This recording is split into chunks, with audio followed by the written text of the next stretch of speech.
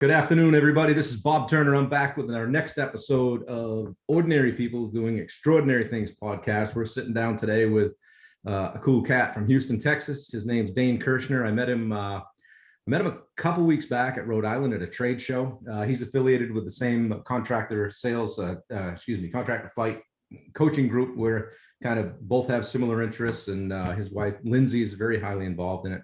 And so I've met a lot of great people in that group. Dane's one of them.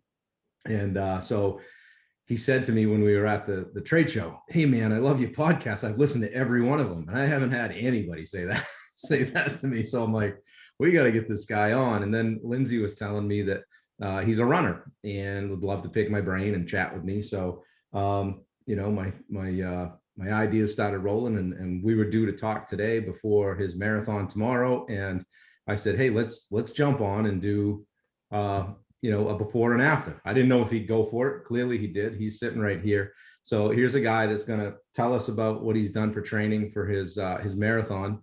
And we're going to talk about that, talk about some things, mistakes I've made. Maybe I can help him out a little bit. We'll talk about what training he's done and whether he's had injuries, that kind of stuff. And then he's going to go run the race tomorrow. We'll hit pause on this. He'll go run the race tomorrow. And then Sunday or Monday or whatever, we'll get back together for a half an hour or so and just recap it and see what happened. And maybe somebody will take something from that. So I think this is going to be pretty cool. I'm looking forward to having a conversation with you. You're my kind of guy. I can tell you're a hard driver, goal setter, and you're out there doing cool stuff. So thanks for coming on, and I really appreciate you being here. Well, thanks, Bob, for all the kind words and for having me. I appreciate it. So sure. Looking forward to it. And, I think it'll be cool for this. Like you said, I am a runner, but definitely an amateur racer. So this is first time I'll be running 26.2, and I could crash and burn. And then if I stick to the plan, though, it might be worth saving somebody in the long run that listens one day. Right. Well, let's before we get into all that, let's talk about how old are you? What's your background? What do you do for work? I know you're in the military. Tell us a little bit about that stuff. Okay. Like I said, I'm Stephen Dane Kirshner. Dad and I share the same first name. So I grew up as going by Dane, my middle name. And so a little bit, friends and everybody calls me Dane. And then, professionally, everybody Stephen. So known by two names. I grew up Dallas, Fort Worth, Metroplex. Mom and dad moved east of Dallas when I was young, like 10 years old. And I kind of grew up in the woods, like a typical 90s kid. We had video games, but we were still outdoors a lot, running, playing in the woods. I was a pretty active kid. And that's probably like, we mountain biked everywhere for miles on end as a kid. So, I was already kind of dipping into like endurance sports, even as a young kid. But just typical kid, grew up, high school, did some college, was trying to become a firefighter. That was pretty disheartening, pretty competitive. 9/11 happened, joined the Army, held two different MOSs, one as a cavalry scout, combat arms, and then reclassed as a Army bomb tech and explosive ordnance disposal technician. So, wow. It was a blast. Yeah, so to speak. Well, thanks for your service. I've got my American flag I have here in my office. It does say U.S. Army on it. I outbid some people for two of those, and I got one for my dad. And when I wasn't in the service, but it was homemade by one of our plumber subcontractors, and I said I got to have that for my office. So that is a cool flag. Well, thanks for the support. So yeah. But that's leading up to, because in high school in school and high school I never ran. I was in cross country track or anything, and it was really leading up to wanting to become a firefighter and joining the Army where I started to run to max PT test. And wouldn't say in the Army I fell in love with it. It was more something we had to do, and do something long enough, you're eventually going to get good at it or quit. And I just got good at it. So, but between the running and then also a whole lot of rucking. When I was at combat arms, you do a lot with, a ruck on your back, and it's heavy, it's slow movement, but it takes a 1 foot in front of the other mindset to move out 12 to 14, 15 miles with weight on your back. So that really built, a mental fortitude, intestinal fortitude. There's no dropping out of that race, right? No, there's nothing but to get through each minute in and of itself. Right. Right. So that's with a group though, and you got a team and you got some camaraderie. So what you've transitioned to now is, you're running, I think most of it's on your own, but now you're embarking into this, the race scene, so to speak, and you're going to tackle a marathon. And I can tell you from experience, it can be a lonely day out there. Yeah, I could see that for sure. And looking at the race ahead and visualizing it, there will be people, 'cause I'm definitely used to running, pretty much solo 90% of the time. Lindsay and I do run together, but it's we have 3 kids, and it's whenever we can find the time and squeeze it in. But it's nice when it happens, but most of the time it's solo, and it does get kind of lonely. But that being said, whenever I'm out training on a run and I see somebody else running, I get that drive, that let me pick my pace up, or just get you thinking about them. So I know that'll be a pitfall for tomorrow. Yeah. So how has so I know you have a fence staining business. Yes. That's got to be fairly. Are you in the field? Is that fairly physical at times? And how do you deal with that and fitting your running in? Well, it's not too physically. I mean, as far as hitting like a 10,000 step count a day, that's a mute point. So it's exterior wood staining, mostly fences, decks, pergolas, but walking somebody's fence line, it's quite a few steps. Not real strenuous, but it's an active job. Stepping, reaching, walking. So it it's keeps you mobile, and I don't stay sore. As soon as I get out of the van after being sore from a workout, I start walking, building up a little bit of a blood pressure, and it works out the lactic acid. Probably helps with your recovery. You go a long run and then go work for the day, and walking a fence line probably helps you come back a little bit quicker. Oh, it does. I feel a lot stiffer in the mornings, and then after working, I've loosened up, and I've typically always put in a hard workout later in the day. For me, I can wake up and do it just fine, but I can work real well with having fuel in my body. So after breakfast, lunch, and a snack, I feel like I get a better workout. No kidding. Nutrition for the day. So. I was going to ask when you do most of your runs, morning or night or midday or whatever. Now, when I was training a lot more, I tended to knock stuff out earlier in the day, and I always found that if I didn't do it by noon, the probability that I was going to get it in kind of took a nosedive. And then after work, and I had a fairly physical job at the time too, and after work, it could be tough, take a hot shower, get something to eat, and then like, okay, I'm staring down the barrel of a 12 miler here. How am I going to get this done? Oh yeah. That's puts it in perspective for you, especially when you're talking mileage, like 12. Right.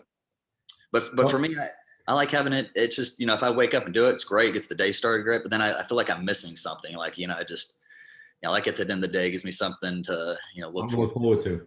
Mm-hmm. Yeah. So speaking of mileage, so what has your marathon training been like leading up to today? Like volume for miles per week, and then frequency. Are you running every day? Did you run Monday, Wednesday, Friday? What did that all look like? Okay. Well, started because what is this, April 22nd? So the marathon is April 23rd tomorrow, which is Saturday. But I originally started train up in November for a marathon that was supposed to be the end of February. So two months ago. Yeah. I've had 5, almost 6 months of long miles and marathon train up. Did the other one get canceled? No, didn't get canceled, but I got sick with COVID. Oh, yeah. Middle of January, and then about the same time I developed a real tight right IT band. So it took about a month to get tight, loose and back to where I was pre-COVID, pre-IT band. So how is it now? You got a good set of wheels for tomorrow? I do. Yeah. Actually, I feel the last couple of weeks I've tapered. I've taken it real easy. I've reduced miles, done was nothing, and I don't think I have any pain. I don't have any pain right now that I know will become an issue at say miles 6, 7, or 8 tomorrow. So I feel good about that. Okay. Well, guys, we're talking to a guy that can run a 7:10, 7:20, whatever mile. Whether he does that for the marathon tomorrow or not remains to be seen. Your goal, jumping ahead a little bit here, I think you said you'd kind of like to get in around 3:30. That, yep, goal 3:30 or less. If we're gonna say it's a goal, yeah, 3:30, sub 3:30.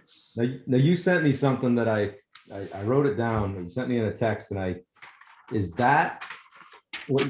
Here's what you sent me: 1 mile at 8:30 to 8:40, 6 miles at 8:10 to 8:20, 19.2 at 7:35 to 7:45. Is that the race plan? That is the race plan. How do you feel about it?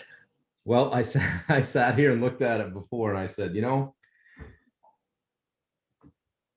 that might flip on you if you think about it, because my experience has been everybody starts a little fast, right? Mhm. So what this is saying is you're going to start a full 30 to 40 seconds slow mile one, right? Which is, in my estimation, a good plan. Right. The 6 miles at 8:10 to 8:20, you're higher than goal pace, slower than goal pace, I should say. But then you're counting on yourself to drop it down after running 7 miles, turn the switch and run 19 more at 7:35 to 7:45. Right. That's the plan. Okay. That's the So, plan. yeah.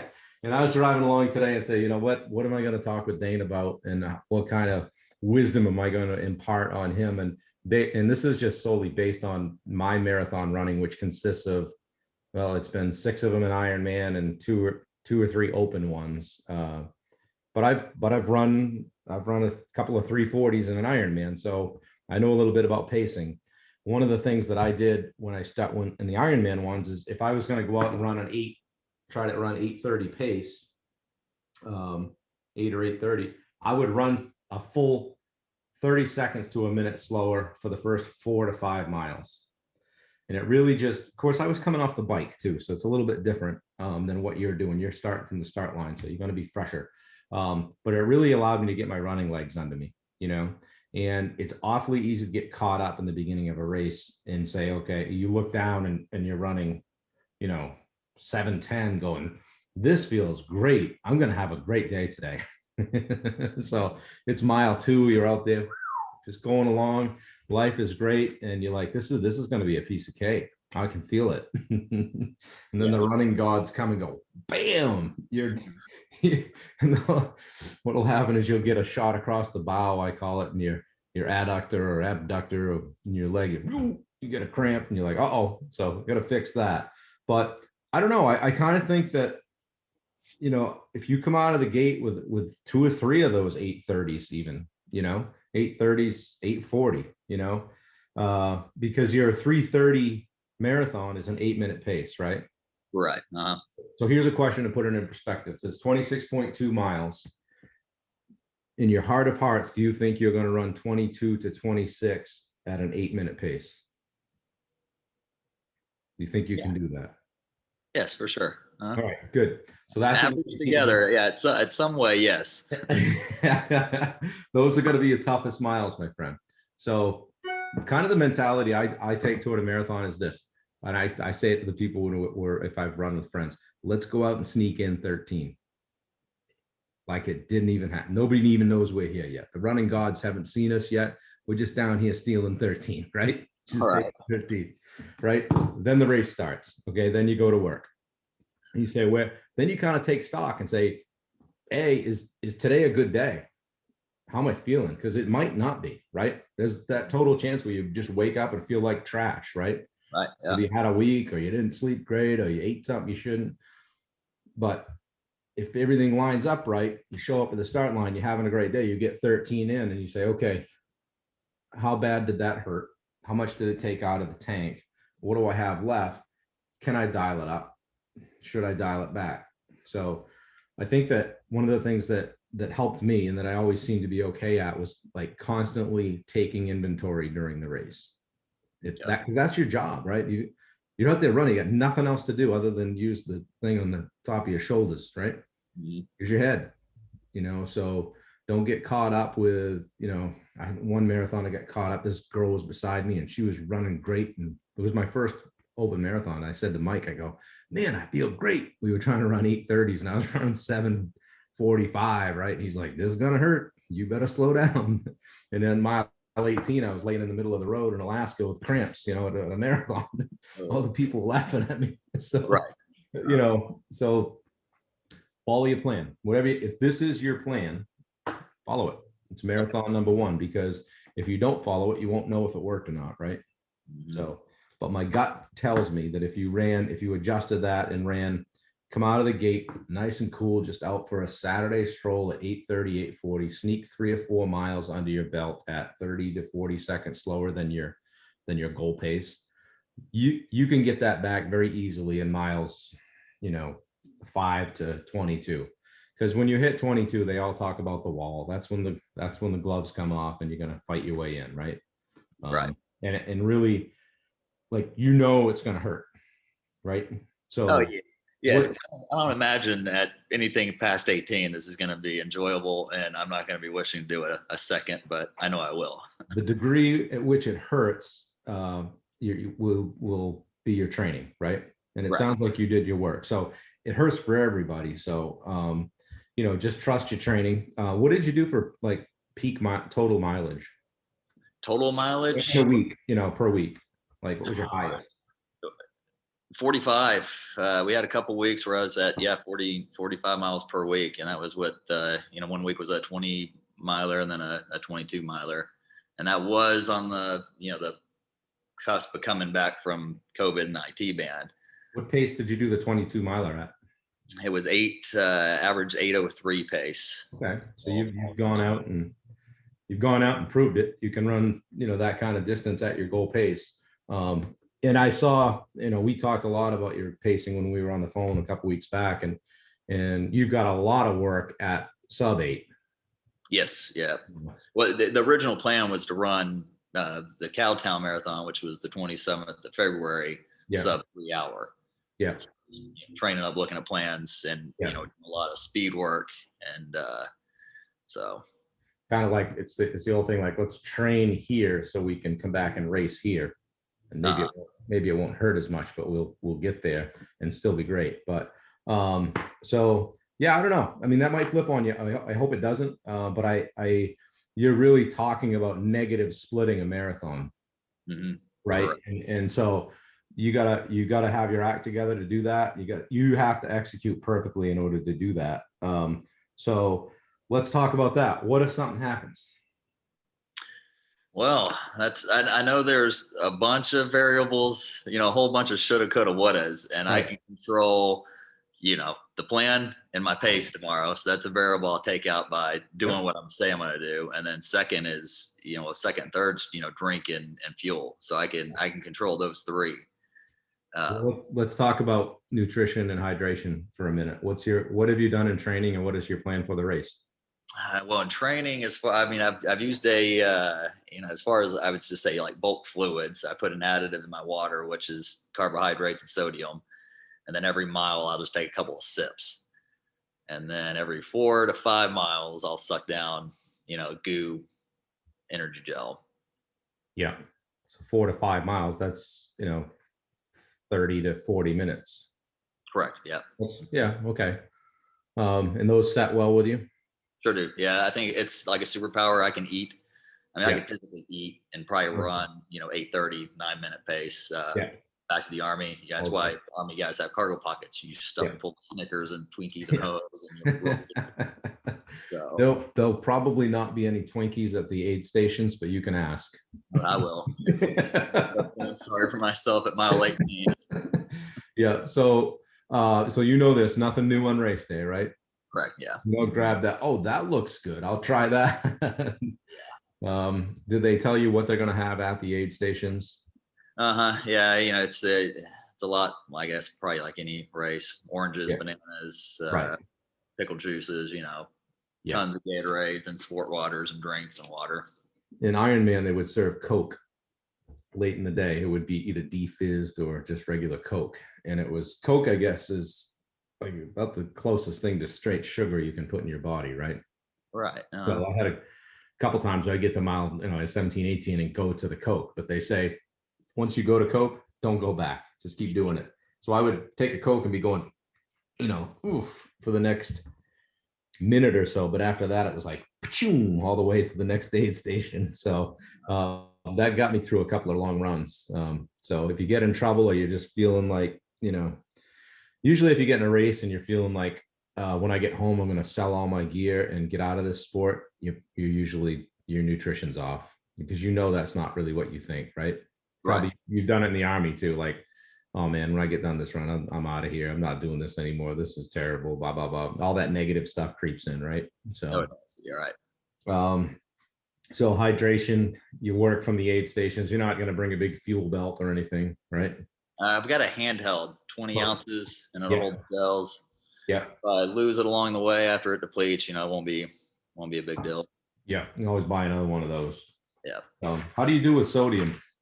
I mean, it's hot out there. It's going to be probably 75 for that race, isn't it? And probably, yeah, it's supposed to be a high of 81 tomorrow. The winds are going to be 20 to 30, possibly higher gust Yeah. coming from south. So it's mostly, north south laid out. So it'll be tail of one way, head the other. Uh, Sodium, hit and miss with sodium. If I stay, topped off with just fluids, I can handle the sodium. I just Yeah. gotta, same thing with, the hydration and the fuel. If I stay on top of it, 16, 18, mile 20, I'll be okay. But if I forget or choose not to, it's going to hurt later on. Yeah. Oh, I just lost my train of thought. I was going to ask you something. Shoot. It's about the wind. Yeah, it was about the wind actually. So yeah, what I was going to say about the wind is just we don't get, if you're running into a steady headwind, just all I always say to myself is everybody's got to deal with it. Right. Right. It's windy for everybody. So, and that kind of brings me to the next thing is mindset. So what's your mindset going into tomorrow? I'm ready to get it over with. Like, this has been a long, because I've been focusing a whole lot on running distance. I want to get back on running trails, doing some rucking, and I don't want to be hammered, tied to a schedule where I gotta get all these miles in. But that being said, I'm to the point where my legs, they know it's coming. Like they feel antsy. They know. I mean, I've thought about it and prepared mentally so much. The legs know something's about to happen and it's happening quick. So. Yep. So ready to get it over with. Yeah, which also means I have to stick to the plan because if not, I will come out of the gate 7:30 and be hurting. There's a lot of 5K all-stars in the marathon game, right? They're out there. You'll see them late just walking. I used to see him at an Ironman where guys would go by me on the bike like I was tied to a stump, right? And I just couldn't understand it. And I'd say, oh, follow my plan. About halfway through the run, I'd come up on them and they'd just be walking, talking about their great bike split, So stay steady all day. Don't come out of the blocks like a hero. Okay. Have those times where you're going to, whether it's every 5 minutes or 10 minutes, just consciously think, where am I at? Go right top to bottom. How do my feet feel? How do my legs feel? What do they need? How's my IT band? Which side of the road am I running on? That kind of stuff. Mix it up. Get away from people that are giving you negative energy. You get beside a big old mouth breather or a foot slapper or something like that. Get away from them because that stuff would crawl in my head. I just have to get away from it. But are you running with music? Well, 50-50 of the time. As far as tomorrow, I'm not sure yet. I'll be taking them. It'll just be one of those things. I think when I cross the line, if I hit play on them or not. So yeah. Sometimes it can be good. It can and let you stay kind of in your zone and not get distracted with everything that's going on. How big a race is it? How many people? Not many. There's 78 running the full, and it's full, a 50K, and then a 50 miler. Okay. But there's more people actually running the two ultras than the regular marathon. So. Yeah. That's funny, isn't it? They're like, oh, you're just doing the marathon. Right. Yeah. I thought that was myself, but yeah. That just goes to show you that whatever you're out there doing in life, somebody's always doing something a little bit crazier. It's all perspective. I mean, looking at a goal of 4 hours or 3.5, and then going sub 3 is not that much faster, but it's just all perspective as far as timing and how you look at the pace and the goal. I heard a stat the other day, and I might be wrong, but I thought it said that only 1% of all people in the world have completed a marathon. So there you go. So you're going to be a 1%er after tomorrow. Oh, wow. I don't know. I see a whole lot of 26.2 stickers on the back of cars. Yeah, exactly. Yeah.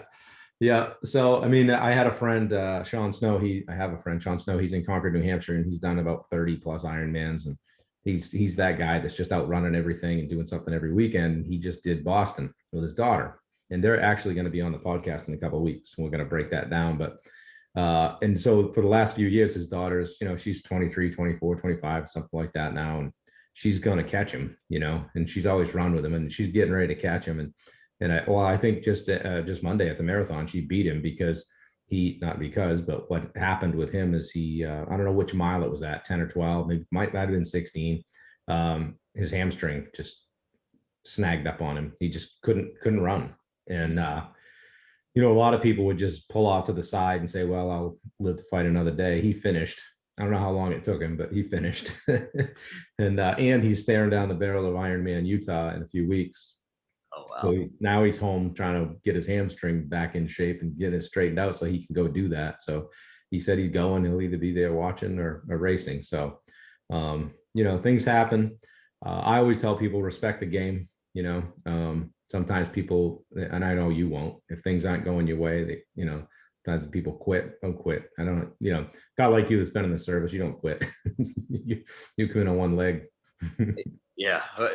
I'll make a 26.2 mile movement tomorrow. The pace to be determined, but I'll make it 26.2. One way or the other, right? Yeah. Yeah. So, nothing different for dinner tonight. Nice and easy. Just don't go out and do a big carbo load or anything like that. Keep it bland. Nothing crazy. Just get a good night's sleep. What time's the race? 7:00. Well, that's an early start. Yeah, that's good. Weather is supposed to be decent. Yeah, it was 7:00's great. The wind won't pick up till 9, 10 o'clock. So it'll be close toward the later half when it gets windy. So that'll be in our favor. Well, just think cruise control for that first half. First half of it, just like I said, just kind of try to sneak that in, like it didn't, like nothing ever happened. You should feel. If it's your day and you're going to have a good day, you should still feel pretty darn good after 13. And it sounds like you've done your work. And 13, it's weird to say it, but at your level that you're at right now, 13 is really no big deal, right? Right. Yeah. Especially when you're out knocking down 20 and 22 mile training runs. So, what else? What's your biggest concern tomorrow? Biggest fear? Biggest concern, biggest fear. It'll be everybody else in front of me at the race and keeping true to a pace. I'll do a lot of head down running just so I can avoid locking onto somebody and picking up pace. Focus on your box. So picture this 3 foot by 6 foot box on the tar on the road. That's your place for the day. Stay in your box and don't worry about all the extraneous stuff going on. You can race those guys in a 5K, right? Right. Save them for a Sunday 5K. Tomorrow is all about you executing what you've trained to do. All right. And that's really what you come from anyway, from the military, really this is just another mission, baby. Oh yeah. Uh-huh. Yeah. Right. Oh yeah. Well, I'm handling it, and you're right. The apprehension right now, because it's coming up tomorrow. I already last night, I got to sleep, but it took a little bit. Tonight will be the same. And, it's a whole lot like before going on deployment. They give you 2 weeks R&R, and then it takes a week to travel. So you have a whole bunch of time that you're sitting waiting. And I'm real good at sitting and waiting in this stuff.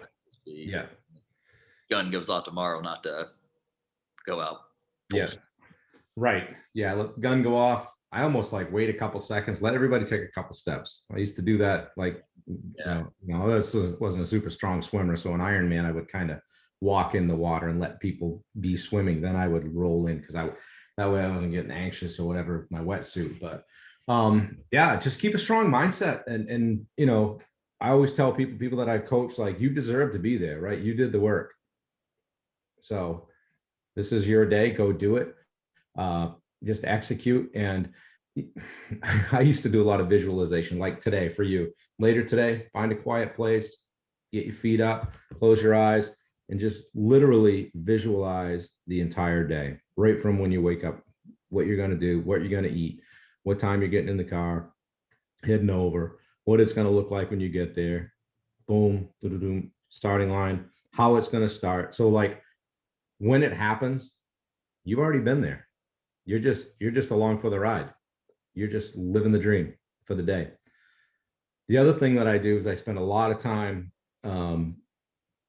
with positive self-talk during the race. And I truly believe that when I'm on a race course, I'm the baddest MFer out there for the day, right? Nobody's tougher than me.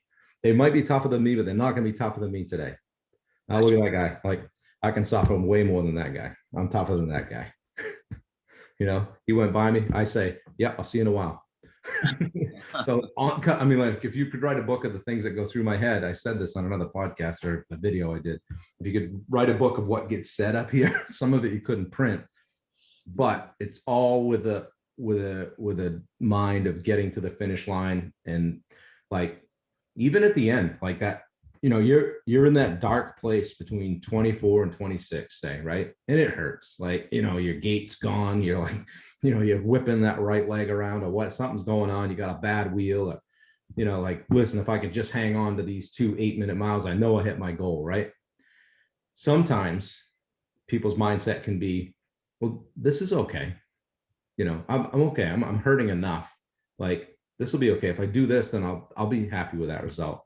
But what I would say about that is pain is temporary and results are forever, right?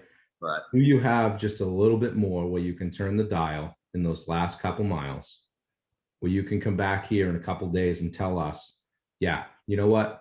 I was hurting. I could have just strolled in. I would have hit my goal, but you know what? I said, screw it. There was a guy 20 feet up and I put a mark on his back and I got him. My friends and I were doing a bike race up the Kangamangas Highway a few years ago. And we were a 3-man team and we were in good shape and we wanted to win it. And so I had run a marathon the week before and I said, I'll go, but I don't know what I'm going to have for legs. So it's a 20-mile climb. And 10 miles in, I pulled out from the back and I pulled up beside Rick and I said, guess what? And he said, what? I said, I've got legs. Let's go. Right. So then I went off the front. And these 2 guys I'm riding with are stronger than me. And we just had a heck of a ride going up the hill and everything. And we were switching off, each one would pull. And we get to the top and they were starting to they were getting tired. And so was I. But I pulled up beside both of them. I screamed at them. I said, let's go. We're not going to lose this by 3 seconds. Right. Like, I don't want to leave 3 seconds on the table. Right. We got done. We won the thing by 2.5 minutes. Oh, wow. But my mentality, I knew we were doing well, but it was a time trial. So you didn't know where you were at. My mentality was that I don't want to leave anything on the table. I don't want to be riding back down this hill in the truck going, we lost by 3 seconds. Did we have 3 seconds? Right. Yeah. So that's the mentality I want you to have tomorrow in the latter third of the race. It's going to hurt. It's going to hurt. Stairs on Sunday and Monday are not going to be your friend. Right. But you don't want to be sitting back here in a couple of days going, in your heart of hearts, knowing I could have turned the screws on myself just a little bit more and had a hell of a result, So that's what I would say. Go out and have yourself a day. You did the work. Oh yeah. No. Yeah. Thanks for all the advice. And it definitely rings true. I don't think I've ever gave 100%. It was when I thought of giving 100%, 5, 10, 2 hours, 3 days later, I've always looked back and thought, I could have gone just that little bit more. So not everybody will like this comment, but one athlete asked me, how hard should I go in the 5K? And I said, that, like, if you get to that point where you puke, and they're like, yeah, I said, go just a little bit harder than that. So they look at you like, this guy is not right. Well, you know what? On race day, I'm not, but that's what makes it fun. That's what creates the memories. That's what puts, you look at that medal you got on the wall and you go, yeah, I didn't win the race, but that represents one solid effort and I'm proud of it. Are your kids and Lindsay going to be there? Yeah. Well, Lindsay, kids will see. Lindsay for sure. She'll be there. Yeah. I don't know if she'll be at the start through the whole thing or she'll come up after, but we'll figure it out. You want to get done and you want to get done, and give them something to cheer for, and know that you gave your best effort. Don't leave anything hanging. Is it David Goggins, that says when you think you push yourself to the limit, you're really only about 40% there? Yeah. Now that man's crazy. Oh yes. But big fan of David Goggins. yeah, so just have some of that stuff. Like, I'll listen to a couple of his videos before a race or whatever. Just start to in the next 12 hours, just bring you the next 8 or 10 hours, whatever, just start bringing your world down and start getting that laser focus on what's got to happen tomorrow. Work, life, whatever, boom, it'll be there when you get done. Right. And just knock it out. So I think a lot of people get done with their first marathon and say, well, I could have gone a little bit harder, and to them I would say, yeah, okay, that's okay for your first marathon. But I think with you've done enough physically, athletically, how to suffer. So go suffer. No, will do. You ready to go? Any other questions? Bob, other questions? You're like, who, Lindsay? I don't know about that Turner guy. Why'd you have me call him? Oh no, this has been great, Bob. This is awesome. I really can't wait to get tomorrow out of the way and then be able to report back and just be able to say, see, Bob, I can't do what you said, told me to do. Yeah, exactly. So for everybody that's watching, so this is Friday, April 22nd. Dane's got the marathon tomorrow, the 23rd.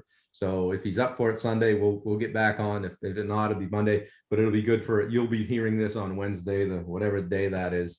So this will be our next week's podcast. And I just thought it would be a cool thing to do where we can say, well, let's talk about what you think you can do.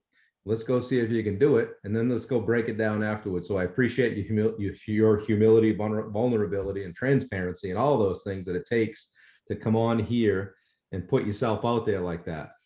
After this was done, take it and put it out of your mind, so that I don't want it to be pressure, look Right. at it as more support. You got a bunch of people that see this podcast that won't see it until after the race. So it really doesn't matter.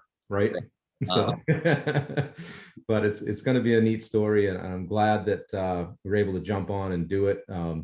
Pretty psyched to be having somebody from all the way across the country on my podcast, which is kind of cool. And thank you for your support and watching and listening and all that stuff. Oh yeah, well, thanks for having me on. Appreciate the advice, and I guess I'll see you back here in a short 26.2 miles. Yeah, we'll be pulling for you, and I'm gonna. Hopefully you can check progress on the race, and I'll keep my eye on you tomorrow. But for sure, text me after, or give me a buzz once you get back vertical, and Okay. Yeah. tell me how it went. I'm going to hit pause on record here. We could chat for a second after, but this has been the Ordinary People Doing Extraordinary Things podcast. Thank you guys for listening. This is going to be a two-parter, so this will kind of be in the middle. I'll give all this stuff to Mitchell. He can match it up and cut and paste and all that. But hopefully you're following us on YouTube. We're on Podbean. We're on Apple Podcasts. And as usual, this has been sponsored by Turner Builders, my renovation company.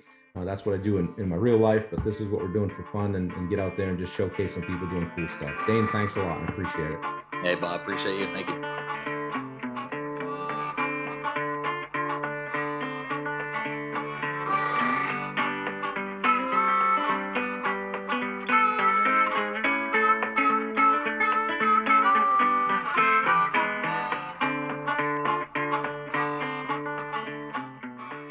All right, everybody, we're back. I guess I don't need to introduce. This was just a pause on the action. So the first part of the podcast was on Friday. We sat down with Dane Kirshner. He called his shot and said, I'm going to do a marathon tomorrow. And I thought it'd be a good idea to capture that. So we did. And we talked about that for a while. You just heard that on the first part of the podcast. Now we're Sunday morning at 9:30 in the morning. So Dane's getting close to 1 day removed from finishing this race. So here we are to talk about, looks like he's in the contractor fight headquarters at his wife's desk. So speaking of the wife, I guess Lindsay jumped in as well. And she and Dane actually did quite well in this race. She said her goal is just to finish. But so Dane, first of all, congratulations. I'm glad it worked out. I got a spot on my screen there. I'm glad it worked out. Tell us a little bit about what happened. So that everybody knows, Dane did a 3:32:30 for a 8:03 8:34 pace, 8:10, something like that. So his goal was 3:30, and damn near hit it in his first ever marathon. So, and I don't know if you fully appreciate yet how rare that is. So, tell us a little bit about how it went, how it started, and then we'll kind of walk through, like, I've got all your splits, so I'd kind of Okay. like to walk through like how it all went. And so you thought you were going to go like an 8:40, and then run like 19 miles at 7:35 to 7:45, something like that, and then finish strong. And we said maybe that would flip. But so how did it all work out? I mean, I ran the plan. Yep. Mentally, I ran the plan. It just, physically, didn't pan out that way. But being the first time ever running 26.2, and now it's, I've been to Oz. I've seen that old man behind the curtain. I know a thing or two, but the whole takeaway though, like for like even at mile one, like I noticed my heart rate was higher than normal, and it was hotter than it's been lately. So that played. It was more of a factor looking back at it now than I thought. What was the Yesterday. temperature? 80. I think it was averaged at 87 for the whole. Yeah, I'd have been tipped over in the ditch. That kind of heat. Yeah. And at one point, like I can see it too, like where the heart rate started to spike, mile 16, and that's Yeah. also when the heat started to rise. And I wouldn't say the wheels fell off. 16, mile 16, 17, 18, 19, 20, even though they weren't that 1740, 1750 race pace, they were consistent. And I was trying to keep my heart rate below 160. I was trying to keep it like 155. What was interesting, I was here at the house, and I was getting the updates with the Garmin live tracker, which was fantastic. So every mile I got a text. I'm like, oh, he's hanging in there. He's hanging in there. Good starts. He's running smart. So I was over here just jumping all over the place, watching, waiting for that next update to come through. But I mean, just for the people that are listening and maybe even watching, I'm going to just go down through the 26 splits really quickly so you can kind of see. So let me see. So yeah, the first one I got was when you were 2 miles in and you had averaged 8:24. Then your next split at mile 3 was then you went 8:17, 8:08, 8:11, 8:07, 8:11. Now, then you ran like 12 miles at no slower than 8:03. So you went 7:21, 7:26, 7:36, 7:38, 7:35, 7:40, 7:40, 8:03, 8, 8:05, 7:57, 8:04, 8:20. You really kind of hung on to it quite well. And then along came mile 22. Yes. The wall, as they say. Yeah. And I was doing something here at the house, and I heard cling, and I went, ooh. that one got my attention. I said, so now, and I was, you guys that are listening, were you getting my messages? I got every single one. Yeah. So I was texting like, come on, don't let up. This is where the race starts. And I was all fired up. I got goosebumps just talking about it. I get this shit fires me up. And you dropped what was it? An 8. Mile 22 was 8:46, and mile 23 was 8:49. Talk about those 2 miles and what that shift was and what happened there. Well, mile 1, it was 8:51, the slowest one of all. And it's when that one ticked off, it was just starting. I was getting my feel for it. Yeah. And but when it ticked off, like 2 things, 8:51, I was trying to run 8:30, 8:40 first mile. And so I got, I just didn't feel like I was paying attention enough. So I scolded myself then. And I said, I'm not going to run. That's going to be my slowest mile. I'm not going to run one slower. So that's what 21, 22, 23. I knew I was dehydrated. I just needed fluid. I was good on, because every 5 miles I was taking a, GOO energy gel. So I was feeling good. I didn't have any cramps, no issues. It was just a hydration, just straight fluid problem. So nutritionally, you were okay. So where do you think you missed it hydration wise? Did you not start early enough, or skip some, or training? I'm real good at drinking out of it's a a handheld collapsible bladder wrapped in neoprene, and it's got a bite me valve. So as soon as Yeah. you bite on it, you squeeze it, and it's just easy to drink from. And I had 20 ounces. I guess it would have been, I had carbs and sodium mixed into it. And I told myself, okay, I'm not going to start sipping on this until, the halfway point. Okay. And what I should have done is just taken that, at the halfway point, taken that all the way down, and then stopped and filled my reservoir up. And Looking back, looking back, you probably should have snuck that into you by the halfway point, right? If you got to halfway point and you got one of those in you, as long as you can tolerate it and it's not sloshing around, if you're bleeding that to you through 13, then you're probably set up a little bit better for the second half of this race. Looking back, right? yep, definitely looking back. Yeah. Cause I was gonna, slowly, because that's what I do during training is I'll take every mile, I'll take, a sip or two Yeah. of that, just to replenish. And it was too hot yesterday. I should have taken that one to the head, filled my container up, and it would have slowed me down at the aid stations. But then at 21, 22, 23, I was stopping and drinking a couple cups, and then taking two, and then walking and slowly drinking them. But everything before that, I'm not real good at crushing the cup and drinking it without making Yeah. a mess. And I hadn't, Throw those- hadn't been training Yeah. with it. grab two to drink one. Right. Yeah, exactly. So that was, something I could have controlled and trained for and overlooked. So if I'm looking at a spot where if I didn't know you and I looked at your splits and I said, where did this guy struggle in this race? It would be mile 22, 23. Then you pulled it together. You did mile 24 and 8:20, mile 25 and 8:17, and then you dropped an 8:07 26th mile. So that doesn't point to a guy that threw in the towel or settled for an 8:49, and I was texting you saying, "Come on, turn the hand around backwards. It's time to go." I could tell it really motivated me. I just knew like you're right there the whole time. So Yeah, that's where the race really starts. And like I said, let's sneak in that, like, nobody even knows we're here. We're just sneaking in a little 13.1, and then we're gonna go for a run. So tell me about Lindsay. When did she decide she was going to jump in?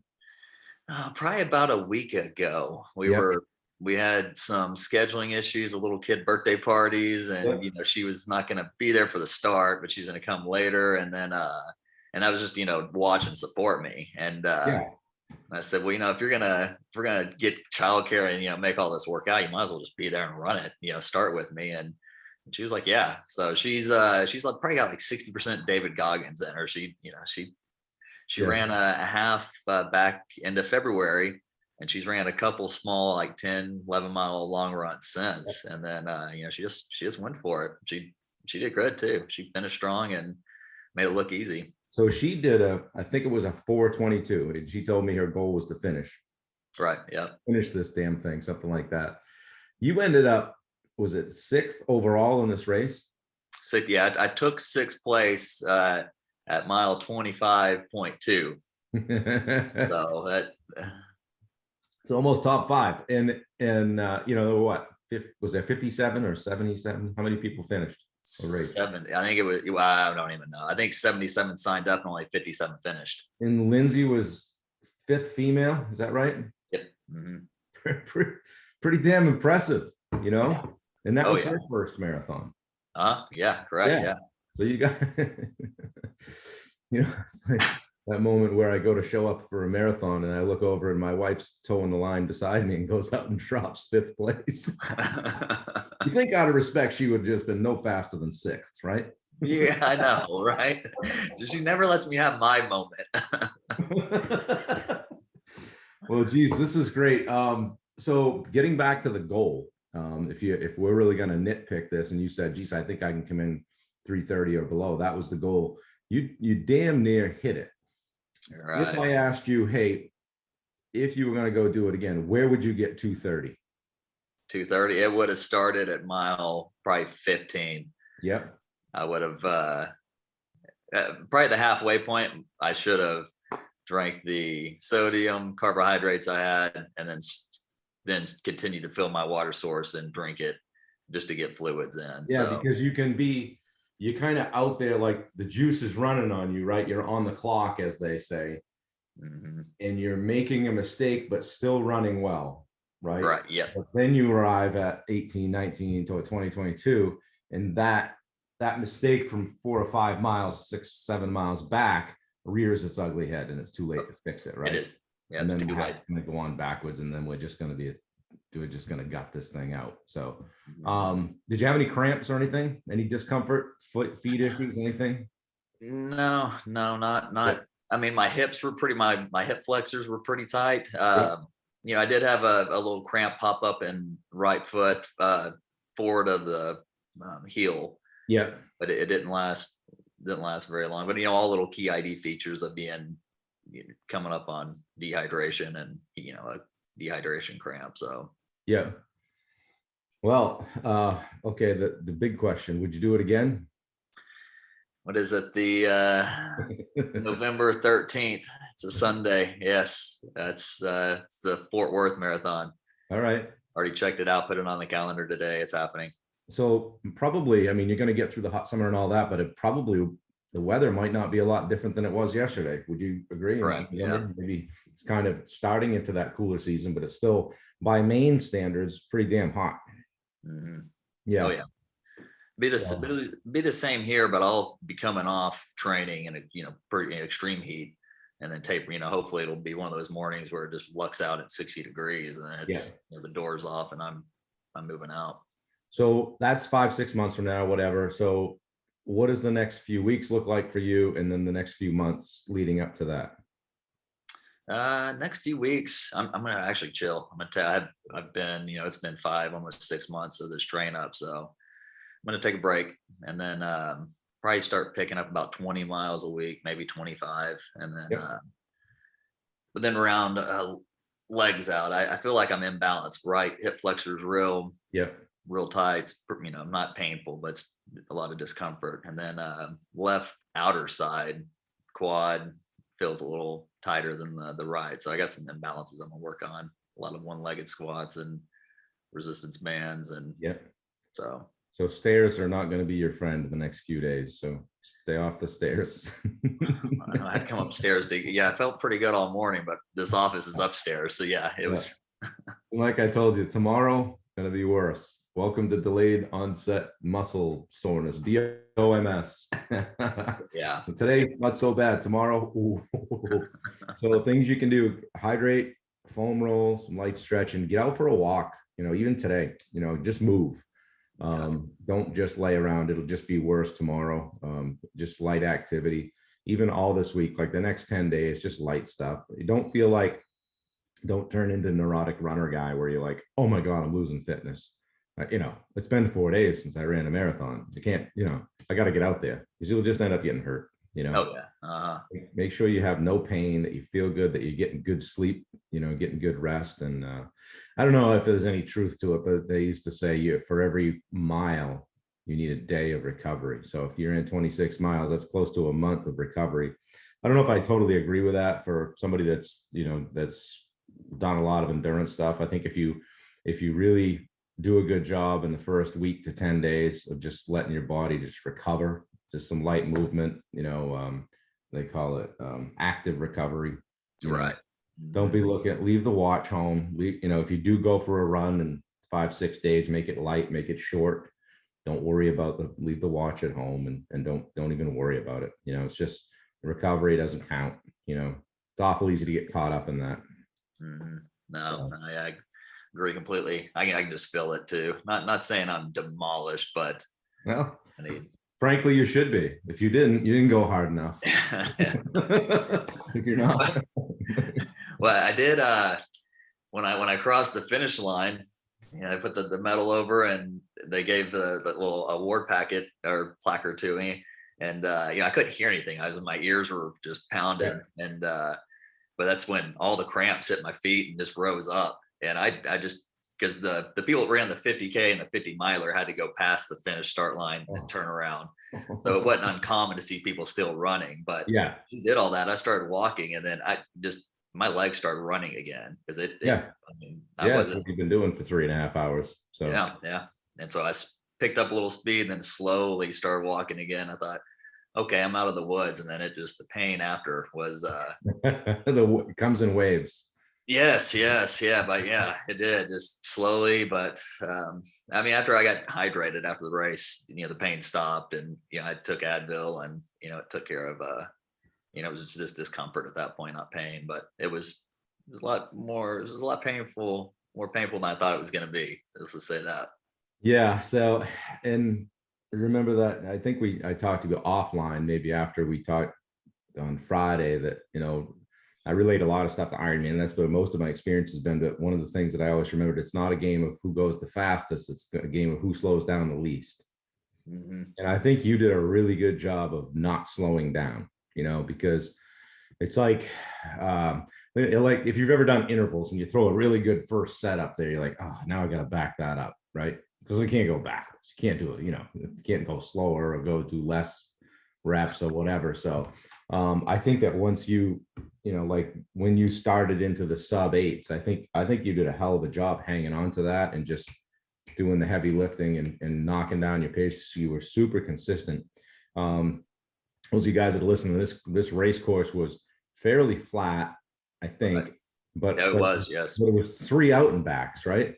Yeah. Out, and then almost all the way out and back, or something like that. I don't know how they did it, but so roughly 8-ish miles total each loop.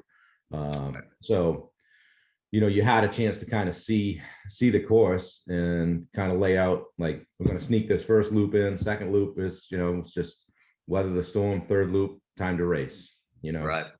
And that's like when we talked about it offline, that's exactly how I thought about the race. And each out and back was I could hear our plan and thinking, okay, here we go. And then what really sucked at 21, 22, 23, because I knew, I'm on that last leg, and, I've got the mental intestinal fortitude to keep going. The legs weren't there. But what was nice too about the out and back is that was good. I first loop through, I knew the course, put it all in memory, and then I was real good at picking up, how far, marathoners were in front of me. Right.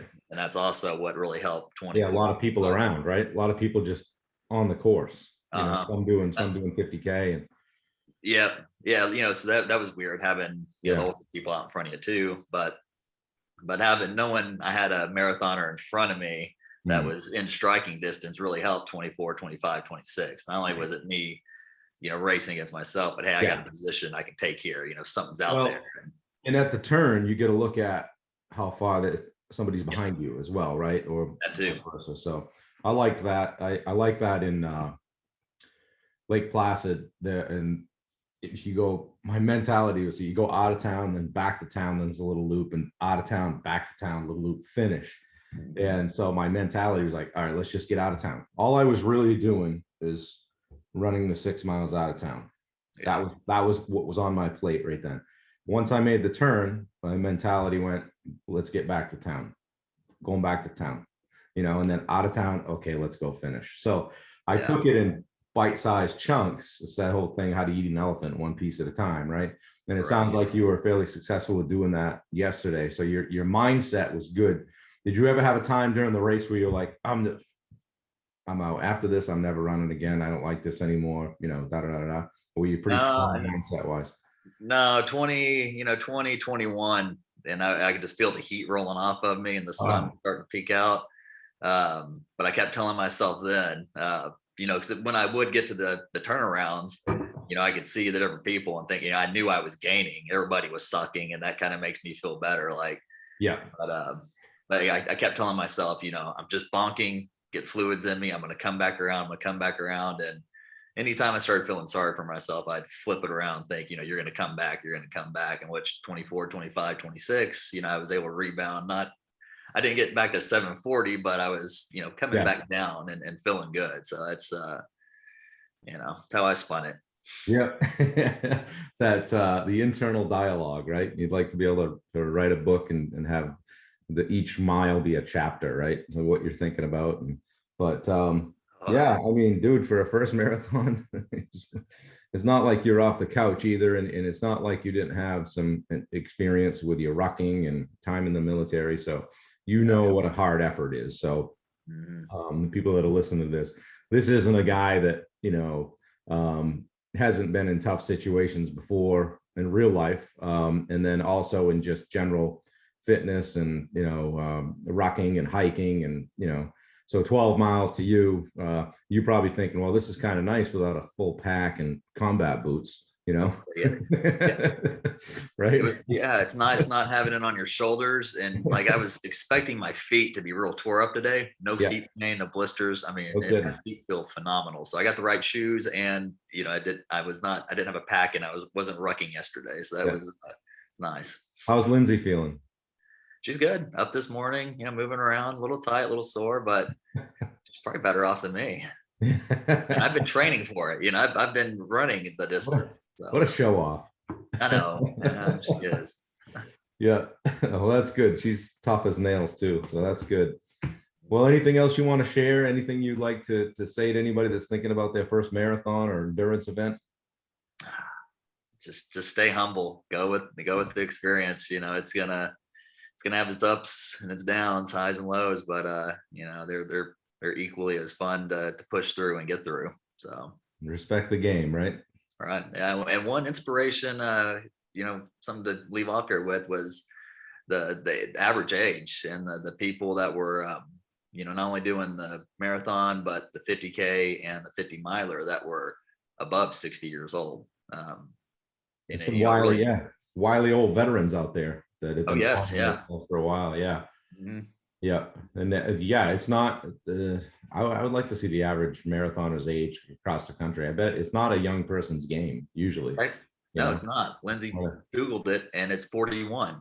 Believe it or Is not. it? Yep. It is. Mhm. No kidding. Yeah, that's interesting. I guess maybe you kind of just gravitate to it, find a pull, something pulls you toward that direction, or you do some 5Ks, a 10K, a half. And same Mhm. thing with Ironman. You do a sprint, you're like, oh, maybe I'll try an Olympic. And then you do an Olympic and somebody says, well, let's sign up for a half. And I'm like, I'll never do a half. And then you do a half and you say, I'm never doing a full. I did that. I came across the line at the half. I'm like, never. I don't know how. How would I actually do that twice today? Like just unfathomable. Yeah. And then you get home and you start getting on the computer and you start thinking and you're like, well, all right. The easiest part about a marathon or an Ironman is signing up, right? Yeah. Oh, yeah. You're right. Uh-huh. That's easy. So, well, Dane, thanks. This has been cool. Thanks for being willing to do it. I've enjoyed talking to you about your running the past few weeks, and it's kind of almost reignited a little coaching spark in me and being able to help you and help you kind of avoid some of the pitfalls I've made and seen other people make over the years. So thanks for that opportunity. And congratulations on your race. That just super impressive to see you do that. Go out there and have the courage and vulnerability to throw your goal up on the wall for everybody to hear to see, even though they're not seeing the whole thing until after. That's how I kind of convinced you. I'm like, hey, nobody's going to see this until after the race. So we can always edit. Yeah, right. But yeah, thanks. And for you guys that are listening, thanks for tuning in. This was kind of a cool one. We've done a lot of health and fitness stuff. It's just been, I guess, maybe my sphere of influence and people that are around me. We're going to try to mix it up, get some variety. This has been part of that, getting out and seeing what Dane's doing. And so that I met Dane. I'm involved with a group called the Contractor Fight. You see the banner behind Dane. Dane's wife, Lindsay, is a program manager and part of the admin staff, just a general badass in this group. And I joined the Contractor Fight last August, went out to an event in Denver, and just working with them with business coaching. And they really focus on helping contractors get a hold of their business and getting their arms around things, whether it's your profit margin, your overhead, hiring, firing, sales training. So it helps you level up your business. And Tom Reber and his team are just fantastic. I just feel like I finally found my tribe. And we'll put something in the show notes on this too. So they're taking new members into what they call the Battleground group right now. So a private Facebook group where we all hang out and talk about, everybody commiserates and deals with, everybody's got similar similar issues, and there's always somebody there to help you through something with your business. So if you're somebody that I know, and I've got some contractor friends that watch this, if you guys haven't checked out the Contractor Fight, do it now. Don't waste any more time. DM me, ask me about it. I'll point you in the right direction. And Dane, you guys became part of the Contractor Fight a while back, and Lindsay ends up working for the Contractor Fight. So you guys have this fence staining business, right? Correct. Yeah. Exterior wood restoration. Yeah. Yeah. And the what we call the fight has kind of helped you guys level up your business. Oh, did. Yeah. We started working with Tom and the other coaches with TCF back in 2017. And it was a handyman, general, maintenance repair at the time. And, through the program, we niched down into what we liked and what was making money and what we enjoyed doing, which was exterior wood. So here we are.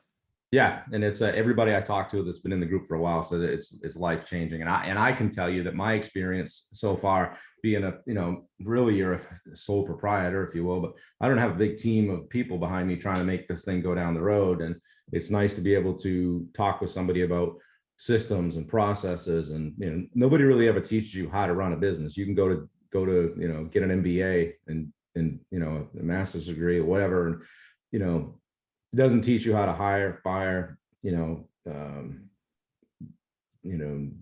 dissect a P&L, a balance sheet, all that stuff you need to do to be able to drive a business like this. So it's been great for me. And it's kind of forced me to do some videos for my business. And that's kind of how this podcast started. So I liken everything that's going on with me lately back to the Contractor Fight. So it's been awesome. People have heard me pound that drum for a bit, but if you guys are contractors, anybody that's looking at this or know somebody that's a contractor that's struggling with their business, check it out. I'll put the link down below, or I'll have Mitchell put it on the screen here somehow. I don't know how to do all that stuff, but and then my business is called Turner Builders. So I'm kind of a sponsor by default here because this is where I'm spending a little bit of time. So I met Dane in Rhode Island a little while back. So when I started the podcast, I'm like, I don't know where this is going to take me, but I'm going to meet a lot of good people and some things are going to happen. And this has been one of them. So anyway, Dane, thank you. Tell Lindsay thanks. I really appreciate it. You guys are a couple of badasses out there in Mansfield, Texas. And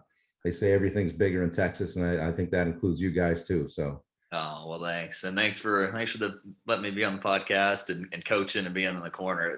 It was a big help, big motivation, Bob. Yeah, well, let's stay in touch. I'm interested to hear how things go over the next few months, and then definitely we'll connect in November and see where we can get 2.5 minutes. Yeah, for sure. Yeah, for sure. Well, we're gonna need 32 and 30 seconds. 30 minutes, 30 minutes and 30 seconds. We'll get a couple minute buffer there, so we got a little time to play with, right? Right. Yeah, for sure. Yeah. All right, boss. Well, appreciate it. Thanks again, guys. This has been the Ordinary People Doing Extraordinary Things podcast. We are on Podbean. We're on YouTube. Shoot us a subscribe on YouTube. You can find us on Facebook. We're out talking to people that are just doing cool stuff. So it's been fun. If you know somebody that you think I ought to speak with, shoot me a DM, smoke signal, whatever. Get a hold of me. Let me know. We'll get in front of them. So thanks, guys. Take it easy.